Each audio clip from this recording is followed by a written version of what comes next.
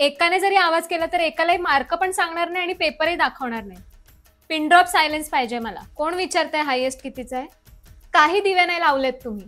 20 मार्काच्या पेपरला कमीत कमी 20चा तरी हायेस्ट पाहिजे ना. 19चा हायेस्ट. प्रकाश संश्लेषणाची व्याख्या सांग. पेपर मधलाच प्रश्न आहे, तू लिहिलंयस उत्तर. सांग सांग लवकर, मी वाट बघते. कोणाचं कॉपी करून लिहिलंयस? कोणाचं कॉपी केलंयस सांग लवकर. एकमेकांचे पेपर अजिबात बघायचं नाही. अजिबात माझ्याकडे याला अर्धा मार्क जास्त, त्याला 1.5 मार्क जास्त असे पेपर घेऊन येऊ नका. डायरेक्ट -5 करेल मी. स्वतःच्या पेपरकडे लक्ष द्या. मिनलचा पेपर मी यासाठी फिरवते वर्गात, बाजूला सोडलेले समास, महत्वाच्या शब्दांखाली अंडरलाईन हे शिका त्याच्यातून. सेम उत्तर असून तिला जास्त मार्क आम्हाला कमी हे बघण्यासाठी नाही दिलं. किती मार्क आहेत? 4 मार्क. आपला वेळ कुठे जातोय? गॅदरिंगच्या प्रॅक्टिसला. गॅदरिंगचे मार्क मिळणार आहेत बोर्डात.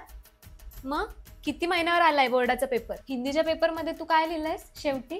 ज्या ज्या पेपर सरके पास, दया आएंगी तो कर दे पास. हे करायला येतं शाळेमध्ये? असायला काय झालं?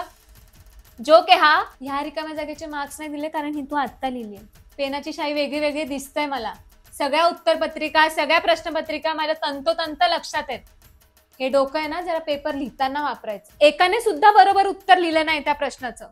किती वेळा रिव्हिजन घेतली त्या धड्याची? पीटीचे तास घेऊन घेऊन 6-7 वेळा रिव्हिजन घेतलीये ना. का ओरडते मी तुम्हाला? त्याच्यात माझा काही फायदा आहे का?